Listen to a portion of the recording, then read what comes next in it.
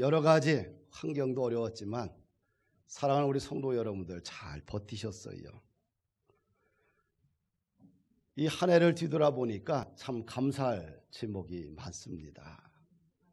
우리 손으로 직접 참 엄청난 데크 공사를 진행을 했고요. 아름다운 쉼터들 만들었지요.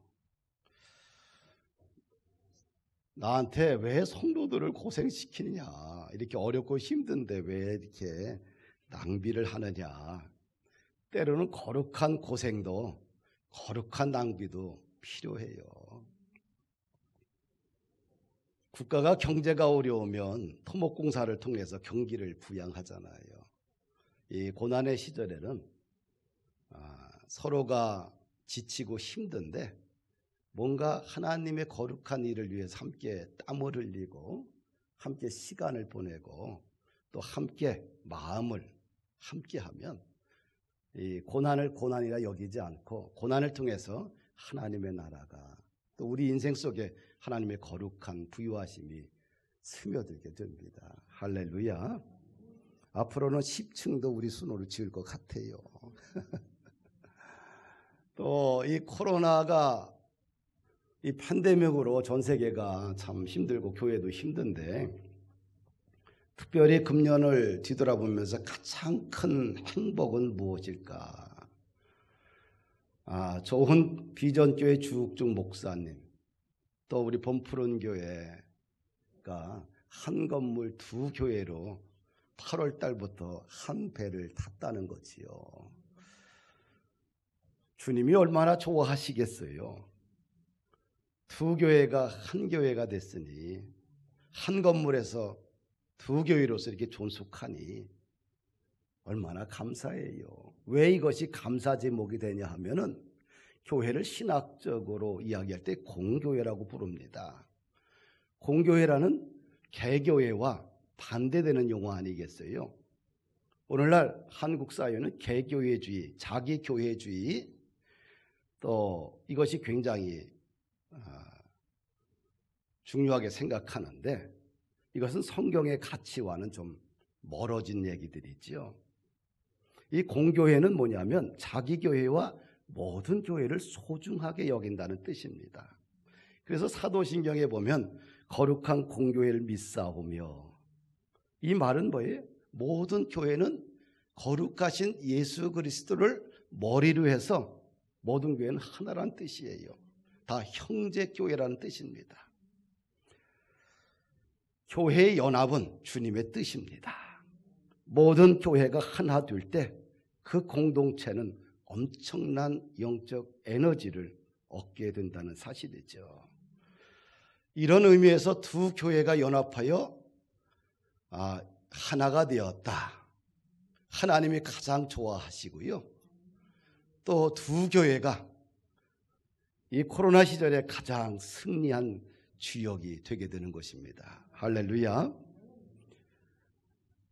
우리가 하나님이 세우신 교회가 하나 되어가는 이 아름다운 것들을 우리 성도들이 잘 만들어서 세워가야 돼요. 그래서 추수감사절에는 금년에는 참 뜻깊다. 여러분들이 승리하신 거예요.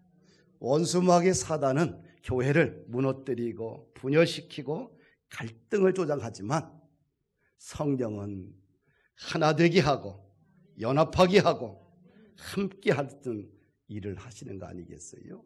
그래서 주욱중 목사님도 승리하셨고 저 최원영 목사도 승리했고 두 개의 모든 성도들은 정말 위대한 결단을 해서 승리하신 줄 믿습니다. 추수감사절의 정신이 뭐냐? 하나님의 명령을 지키는 거예요. 그래서 수장절을 지켜라 이렇게 이야기해요. 수장절은 하나님께서 이스라엘 백성들에게 세 가지 절기를 주셨는데 유월절이 있어요. 유월절은 뭐예요? 이스라엘 백성들이 애굽에서 독립한 날. 우리는 8.15 민족 해방이겠지요. 그날을 반드시 지켜라. 또 하나는 맥추절입니다. 이스라엘 백성들이 광야 40년 동안 광야에서 하나님이 주시는 만나와 메추라기를 먹고 생활을 했어요. 이제 가나안 땅에 들어갑니다. 거기서 첫 번째 땀을 흘려서 내 땅에서 곡식을 얻었어요. 그래서 그때 지켰던 것이 맥추절입니다. 그 다음에 1년의 모든 농사를 다 마무리하고 가을에 하나님 앞에 축제를 하는 것이 수장절, 또한 초막절. 광야에서 초막을 짓고 장막을 짓고 거기서 축제하면서 하나님께 영광을 돌린다. 그래서 초막절이라고도 하고 장막절, 수장절이라는 말도 합니다. 오늘날 현대적인 의미에서 수장절은 추수감사절이겠지요. 그 기원을 찾는다고 한다면 청교도인들에게서 찾을 수 있어요.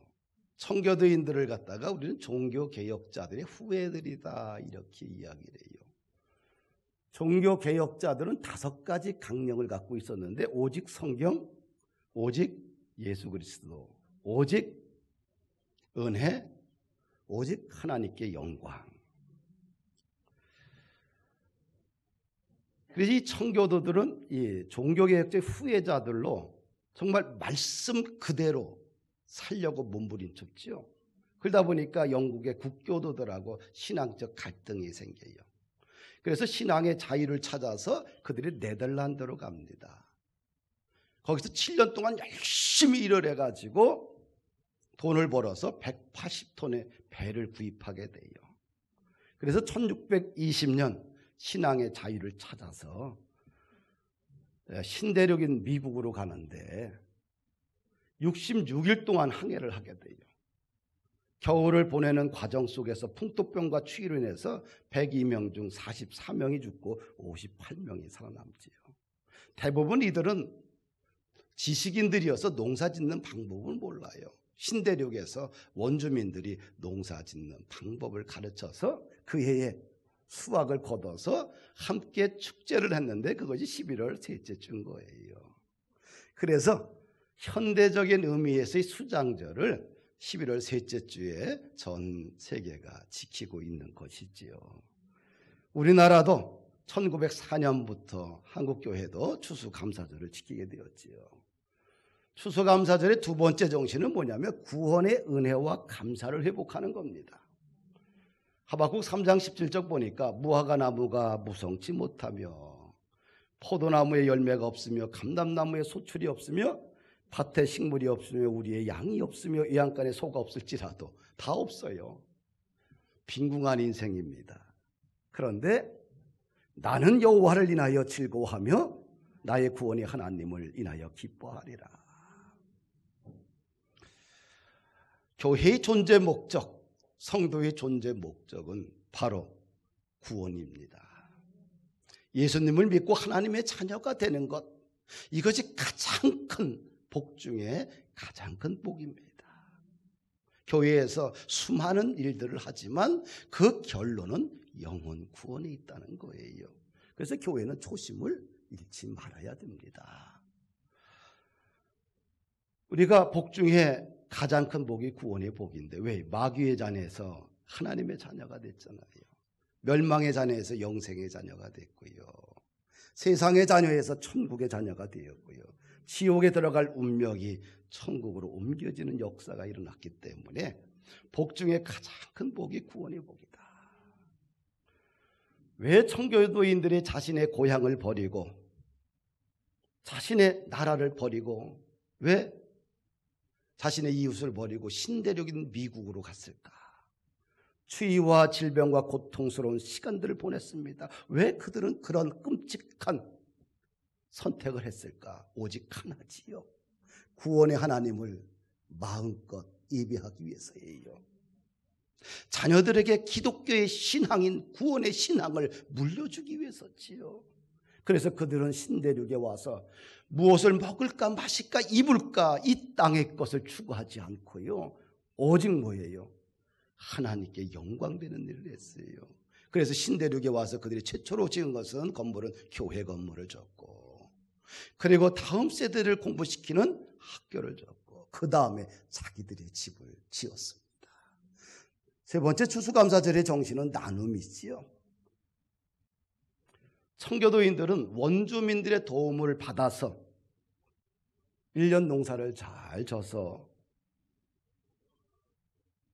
그들과 함께 11월 셋째 주에 잔치를 벌였지요. 이 나눔의 정신을 그들은 일생 동안 잊지는 않았어요.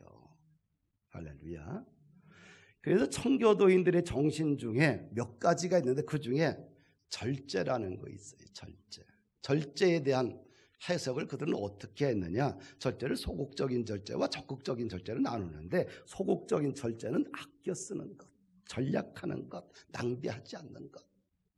근데 적극적인 전략은 뭐냐? 하나님과 이웃을 위해서 마음껏 손을 펴는 것, 나눔 문화, 기부 문화. 그래서 미국 사회 청교도인들이 있는 곳에는 자신의 전 재산을 헌납해서 학교와 병원과 도시를 건설하는 것을 봅니다. 기독교의 정신은 무슨 정신이냐? 나눔의 정신이지요. 감사의 결론도 나눔입니다. 물질을 나누고 시간을 나누고 재능을 기부하고, 이 나누는 것이 사명이에요. 우리가 사명을 너무 어렵게 생각하지 마십시오. 다른 사람보다 내가 하나 더 가지고 있는 것을 내려놓는 것이 사명이에요. 사명은 명예를 얻는 것이 아니라, 이익을 추구하는 것이 아니라, 더 가지는 것이 아니라, 다른 사람보다 내가 하나 더 가진 것을 연약한 이웃을 위해서 십자가의 정신을 가지고 내려놓는 것. 이것이 나눔이고 이것이 기독교의 정신인 사명입니다. 요즘 한국 사회를 바라보면서 가장 큰 문제는 부의 불균형과 교육의 불평등일 겁니다. 부동산이 우리 사회를 전쟁터로 몰고 가고 있지요. 언젠가는 부동산 거품으로 인해서 우리들의 이웃들이 패가망신하는 경우가 분명히 생길 것입니다. 수입은 고정되어 있는데 부동산은 천정부지로 올라가요. 전세 매물이 사라지고요. 폭등하고, 집을 구입하기 위해서 엄청난 빚을 지고요. 언젠가는 폭락이 오게 되면 떨어지는 추락하는 날개는 끝이 없습니다. 그러면 코로나 시대의 교회가 어떻게 성도들은 세상을 향해서 외쳐야 되느냐? 혹시 집이 있는 사람들은 나는 전세금을 올리지 않고 내리겠습니다. 이런 그리스도인들이 있어야 돼요. 내가 상가를 가지고 있는데 상가를 내가 전세금이나 임대료를 확 낮추겠습니다. 이런 운동을 교회가, 성도들이 해야 돼요. 그러면 사회적인 메시지가 있어요. 대통령과 싸울 필요 없어요. 왜 교회를 핍박하느냐?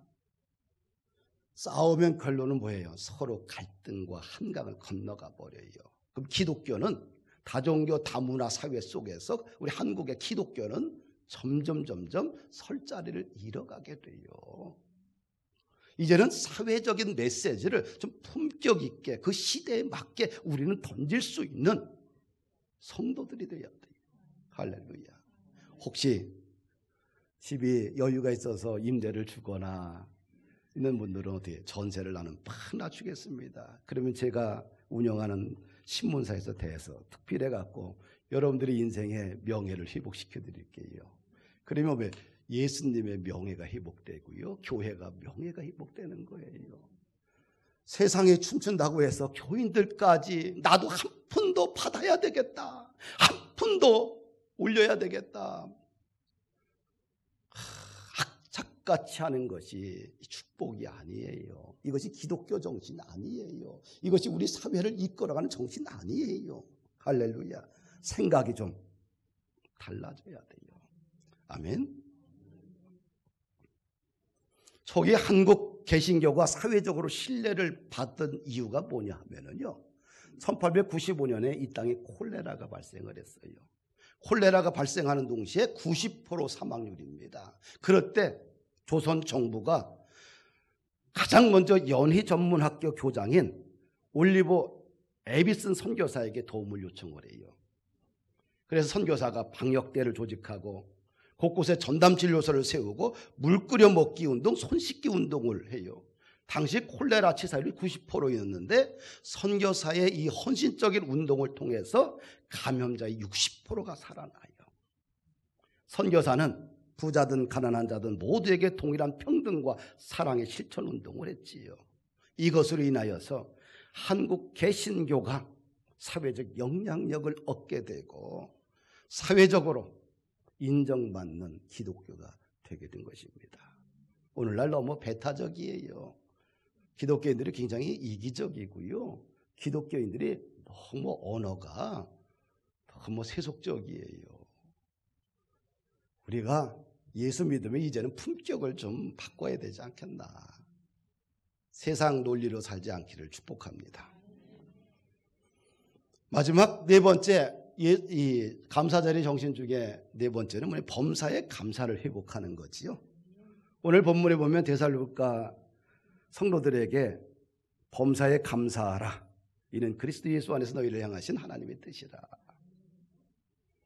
충성스러운 일꾼들의 입에서 날마다 고백해야 될 것이 뭐예요? 감사, 범사에 감사하는 것. 에베소서 5장 20절에도 이런 말씀이 있어요. 범사에 우리 주 예수 그리스도의 이름으로 항상 아버지 하나님께 감사하라. 신앙인들이 지켜야 될 가장 숭고한 규범이 아닌가. 하나님은 왜 우리에게 범사에 감사하라고 했을까? 평생 감사라는 책에 보게 되면 저자는 이런 얘기를 해요. 감사는 축복을 부르는 신호이다. 감사하면 축복이 사방에서 몰려온다. 아멘. 감사를 하게 되면 사방에서 축복이 나를 향해 몰려온다는 거예요. 또 황성조 목사님이 됐는데 이분의 절대감사라는 책이 있어요. 12가지 감사 주제가 있는데 같이 한번 읽어보십시다. 너무 괜찮잖아요. 한번 읽어볼까요? 좋은 일에 축제감사, 작은 일에 확대감사, 짜증나는 일에 초월감사, 절박한 상황에서 선포감사, 미래를 심는 씨앗감사, 과거를 마무리하는 매듭감사, 불편한 대인관계의 축복감사, 고통시 축복에 집중하는 장미꽃 감사, 쓴뿌리 발견에 치유 집중 감사, 연약함 발견에 한계인식 감사, 감사의 성품을 빚는 333 감사. 이 333 감사는 뭐냐면 3일을 감사하면 계속 감사하게 되고 3주를 감사하게 되면 감사의 습관이 생기고 3개월을 계속하면 감사의 성품이 빚어진다고 합니다. 일본에 보면 물을 평생 동안 연구했던 학자가 있어요. 에모토 마사루라는 분인데 물은 답을 알고 있다는 책이 있어요. 이게 보면 망가진 것도 있고 육각형이 예쁘게 나온 거 있잖아요. 각 나라별로 고맙습니다라는 말이에요. 한국말로 고맙습니다 했더니 어떻게 돼요? 물 분자가 육각형으로 아름답죠? 이태리 말, 독일 말, 프랑스 말 다 비슷해요. 그렇죠? 중국말, 영어 다. 그런데 너는 바보야. 망할 놈. 뭐뭐 하지 못해. 이런 것들 보면 어떻게 돼요? 욕하고 나서는 다 망가지잖아요. 흐트러지잖아요. 기도 전에는 다 흐트러졌는데 기도하고 나니까 분자가 육각형이 되잖아요. 언어 속에는 파장이 있다는 거예요. 할렐루야. 하다못해 물을 향해서 우리가 언어를 가지고 망할 놈 감사합니다. 이 차이로 해서 육각형이 되고 아니면 육각형이 깨져버리고 마찬가지로 언어에는 파장이 있어요. 이 전기가 뭐예요? 전기 눈에 보이지 않지만 여기서 파장이 일어나잖아요. 사랑하는 여러분들, 사람의 인체는 물이 70%잖아요. 감사를 생활하게 되면 어떻게 될까요? 건강해질까요? 불행해지고 그 다음에 쇠약해질까요? 건강해져요. 영육간에 새 힘을 얻게 돼요. 그래서 감사하면 뭐가 올라와요? 축복이 내 인생 가운데 몰려오고 내 가정과 일터와 교회 속에 축복이 몰려오게 돼요. 할렐루야. 범사에 감사를 실천했던 인물이 있는데 스파포도라는 변호사인데요. 43살인데 그에게는 이제 아내와 5명의 이제 아이들이 있었어요. 1871년 이 아들이 이제 죽습니다. 그리고 몇 달 후에 큰 화재로 전 재산을 다 잃어버려요. 2년 뒤에 아내가 지병이 있어서 건강을 회복하기 위해서 4명의 딸과 함께 이제 여행을 합니다. 배를 타고 여행을 하는데 1873년 11월 22일 날 그 배가 영국 선박과 충돌하면서 12분 만에 침몰하면서 226명이 죽어요. 아내는 구출됐지만 자녀들은 불행하게도 다 바다에 수장되고 맙니다. 아내의 전보를 받습니다. 비통한 심정을 가지고 딸을 삼켜버린 비극적인 사고 해역에 갑니다. 그때 지은 시가 뭐냐면 내 평생에 가는 길, 내 영혼 평안해. 할렐루야. 스파포드를 강하게 붙들고 있었던 그 평안, 그 비극적이고 참담한 상황에서도 평안을 선포할 수 있었던 그 힘이 무엇일까? 그 속에 감사의 정신과 신앙이 있었기 때문에 그렇습니다. 그래서 감사는 신앙인 거예요. 감사는 믿음인 것이고요. 다윗 이야기로 마무리하려고 합니다. 다윗이 전쟁에서 승리를 하고 이제 평안히 궁에 거하게 됩니다. 그때 다윗이 이런 생각을 해요. 선지자 나단을 불러서 나는 백향목 궁에 살고 있는데 하나님의 께는 휘장 가운데 있도다. 나는 의리의리한 최고의 목재집에서 살고 있는데 하나님의 궤는 법궤는 여전히 천막 속에 있는 거예요. 백성들은 하나님을 만나려고 천막으로 가는 거예요. 그럴 때 누구를 칭송할까? 다윗을 칭송할까? 하나님을 칭송할까? 많은 외국 사절들이 와서 다윗은 백향목국에 의리의리한 곳에 살고 있는데 하나님의 법궤, 이스라엘 백성들을 이끌어왔던 그 하나님의 법궤는 천막에 그냥 있는 거예요. 그럴 때 다윗이 이런 생각이 들어요. 하나님 앞에 너무 숭고한 거예요.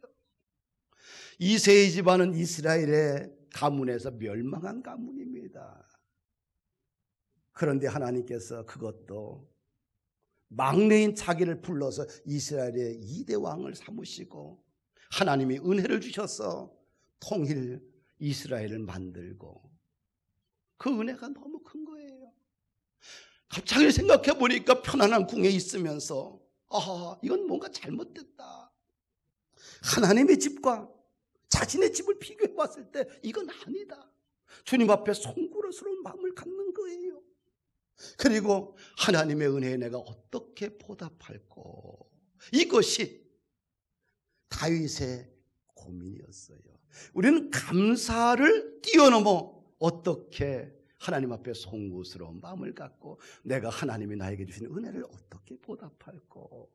그러면서 행동으로 우리의 삶을 감사로 실천하는 거기까지 가야 되지 않겠느냐?